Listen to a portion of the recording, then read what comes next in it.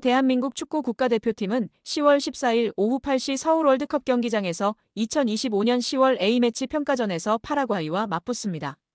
경기 전 특별 행사가 예정되어 있습니다. 지난 10일 브라질과의 A매치 친선전에 출전했던 손흥민 선수는 A매치 통산 137경기를 소화하며 대한민국 남자 축구 선수 최다 출전 기록을 경신했습니다. 이를 기념하여 파라과이와의 경기에서 차범근 전 감독이 손흥민 선수에게 기념 유니폼을 전달할 예정입니다. 그러나 손흥민 선수의 행사 소식에도 불구하고 티켓 판매는 저조한 상황입니다. 13일 오후 11시 기준 32,738장의 티켓이 미판매 상태입니다. 프리미엄 A석으로 가격대가 높은 편이지만 한국 벤치 뒤편 섹션은 685장이 남아 있습니다. 가장 많은 티켓이 남은 섹션은 2등석 S구역으로 2,405장이 미판매되었습니다. 응원석으로 불리는 골대 뒤 섹션 역시 1,700여 석이 비어 있습니다. 2026 국제축구연맹 피파 북중미 월드컵 본선 진출에도 불구하고 축구 팬들의 시선이 여전히 싸늘한 것이 주요 원인으로 분석됩니다. 정몽규 대한축구협회장과 홍명보 감독을 향한 부정적 시선이 티켓 판매 저조로 이어졌을 것으로 보입니다. 그간 서울 월드컵 경기장에서 열린 A매치 경기에서는 예매 전쟁은 물론 안표까지 기승을 부리며 티켓을 구하기 어려웠던 것과 대조적인 상황입니다. 위르겐 클린스만 감독 시절에도 대부분 매진을 기록할 정도로 인기가 높았습니다. 손흥민 선수를 비롯해 이강인, 황희찬, 김민재, 서령우 등 슈퍼스타를 내세운 홍보에도 불구하고 A매치에 대한 관심도 저하와 함께 티켓 구매력 또한 감소한 것으로 판단됩니다. 홍명보 감독은 부임 당시부터 여러 논란에 휩싸이며 지휘봉을 잡았습니다. 여기에 정몽규 회장의 행정 능력 역시 팬들의 지적을 받았습니다. 한동안 거셌던 목소리는 결국 저조한 발걸음으로 이어졌습니다. 불매운동을 외쳤던 팬들이 하나둘 행동으로 옮긴 것으로 보입니다. 현재 상황이 지속된다면 가장 주목받지 못하는 월드컵이 될 가능성도 있습니다. 특히 북중미와의 시차를 고려하면 한국 경기는 새벽 혹은 아침에 진행될 가능성이 높습니다. 평균적인 직장인 기준 경기를 시청하기 어려운 시간대입니다. 다가올 11월 A매치에서 반전을 이룰 수 있을지 주목됩니다. 11월 14일 볼리비아전이 확정된 가운데 남은 한 자리는 가나가 스파링 상대가 될 가능성이 높습니다. 지금 대한민국 축구 국가대표팀은 최악의 위기에 봉착해 있습니다.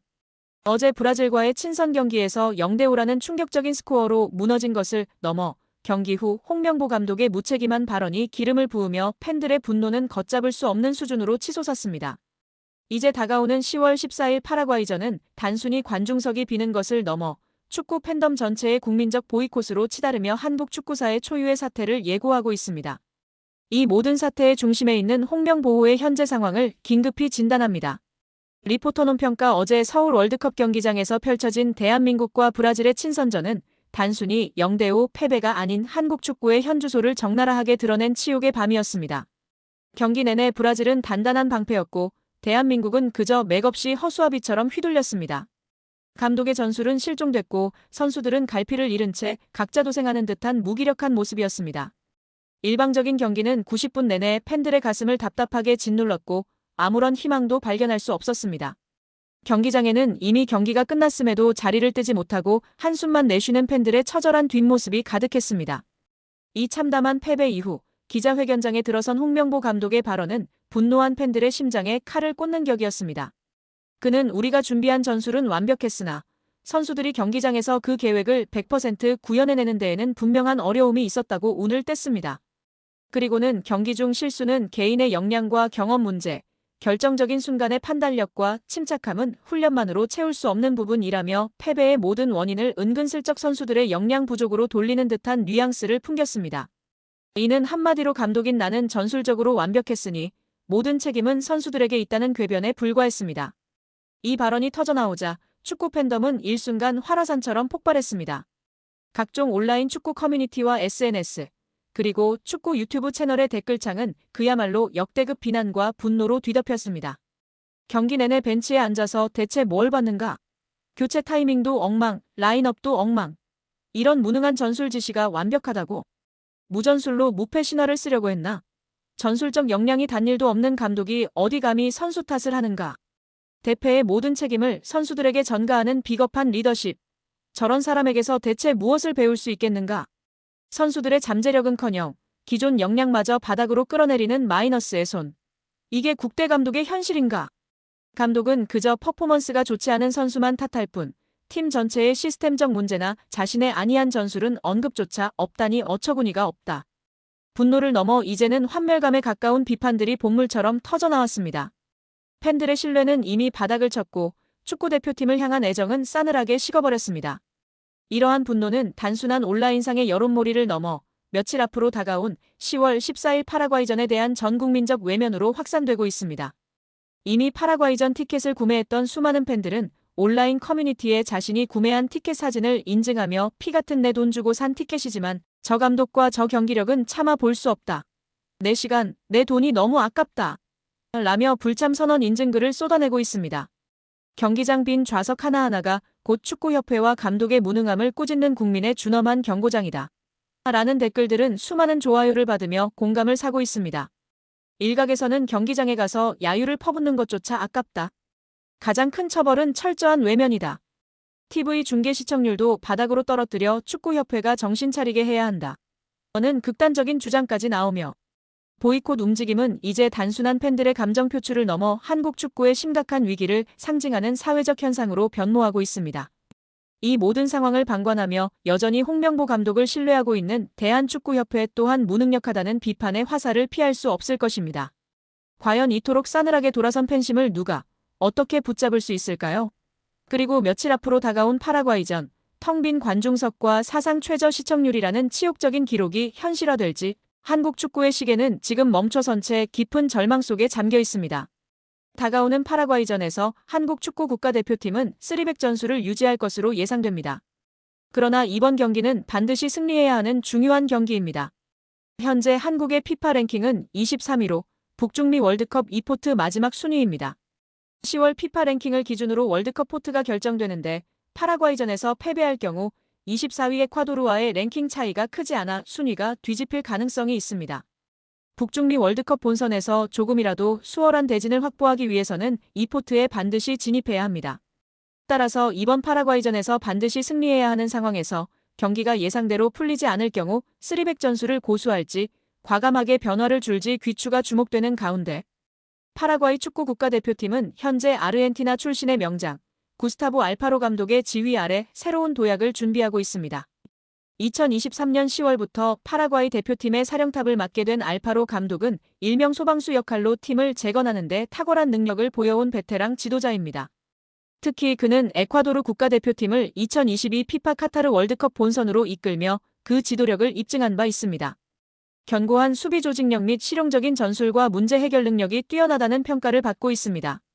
경기 전 기자회견에서 파라과이의 알파로 감독은 먼저 한국 방문 소감과 내일 경기에 대한 소감에 대해선 한국에 오게 되어 매우 기쁩니다.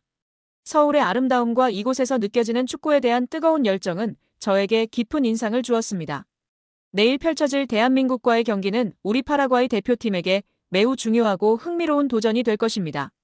우리는 상대팀에 대한 깊은 존중을 바탕으로 이 경기에 임할 준비를 마쳤습니다. 한국의 에이스 손흥민 선수에 대해 어떻게 평가하시며 그를 막기 위한 구체적인 대비책에 대해선 손흥민 선수는 오늘날 전 세계 축구 팬들이 인정하는 의심할 여지 없는 월드클래스 슈퍼스타입니다. 그의 뛰어난 능력은 단순한 스피드와 강력한 왼발, 오른발 슈팅 능력에 국한되지 않습니다. 저는 그의 가장 큰 장점 중 하나로 영리한 오프 더 볼 움직임을 꼽고 싶습니다. 수비수들이 예측하기 어려운 위치로 끊임없이 움직이며 공간을 창출하고 기회가 왔을 때 놓치지 않는 탁월한 결정력을 갖추고 있습니다. 또한 손흥민 선수는 득점 능력뿐만 아니라 동료 선수들에게 기회를 만들어주는 능력도 탁월하며 팀의 리더로서 경기장 안팎에서 보여주는 영향력은 한국팀의 전술적 핵심이라고 할 수 있습니다. 그는 한 명의 선수가 경기의 흐름과 결과에 얼마나 큰 영향을 미칠 수 있는지 보여주는 살아있는 예시입니다. 그렇기 때문에 우리는 그를 단순한 개인 선수로만 바라보지 않고 그가 팀 전술에서 어떤 역할을 하고 어떤 방식으로 팀 플레이에 기여하는지에 대한 분석을 심층적으로 진행했습니다. 물론 손흥민 선수 한 명만을 집중적으로 막는 것은 쉽지 않은 일이며 그것은 오히려 다른 한국 선수들에게 공간을 내주는 실수가 될 수 있습니다. 우리의 대비책은 조직적이고 유기적인 수비 시스템에 초점을 맞추고 있습니다. 첫째, 손흥민 선수에게 볼이 전달되는 과정을 최소화하는 것입니다. 중원에서의 강한 압박을 통해 한국팀의 패스 루트를 차단하고 그에게 양질의 패스가 가지 않도록 철저히 봉쇄할 것입니다. 둘째, 손흥민 선수가 볼을 소유했을 때는 즉각적인 2중, 3중 압박으로 그의 움직임을 제한하고 슈팅 각도를 주지 않는 데 집중할 것입니다. 특히 우리 수비수들은 그의 침투 타이밍을 미리 예측하고 순간적인 판단으로 그 공간을 허용하지 않기 위한 훈련을 거듭했습니다.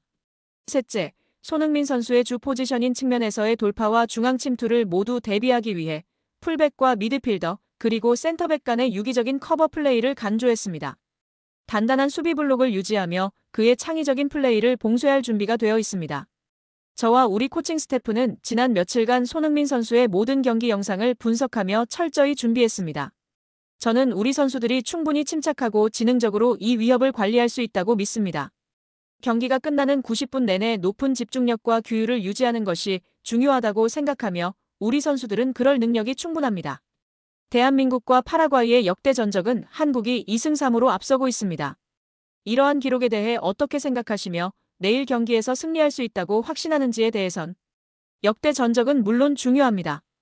과거의 기록들은 축구의 역사이자 자산이며 우리는 그것을 존중합니다. 하지만 축구는 항상 현재를 살아가는 스포츠이며 매 경기는 새로운 이야기의 시작입니다. 과거의 기록이 오늘의 경기를 미리 결정짓는다고는 생각하지 않습니다. 우리 파라과이 대표팀은 최근 들어 큰 발전을 이루고 있습니다. 우리는 아르헨티나와 같은 세계적인 강팀을 상대로도 우리만의 축구 철학을 잃지 않고 인상 깊은 경기력을 보여주며 성장해왔습니다. 파라과이에는 한계가 없다는 저의 신념은 여전히 유효하며 우리 선수들에게 매일같이 이 메시지를 강조하고 있습니다. 그들은 자신들의 잠재력을 최대한 발휘할 준비가 되어 있습니다. 내일 경기는 단순한 친선전이 아닙니다. 우리 팀의 현재 전력을 시험하고 월드컵 예선을 앞두고 전술적인 완성도를 높이며 팀워크를 다질 수 있는 아주 귀중한 기회입니다. 저는 우리 선수들이 가진 뜨거운 투지와 강한 정신력을 믿습니다. 경험 많은 선수들의 노련함과 젊은 선수들의 폭발적인 에너지가 조화를 이루어 팬들에게 잊지 못할 멋진 경기를 선사할 것입니다. 우리는 승리하기 위해 이곳 한국에 왔습니다.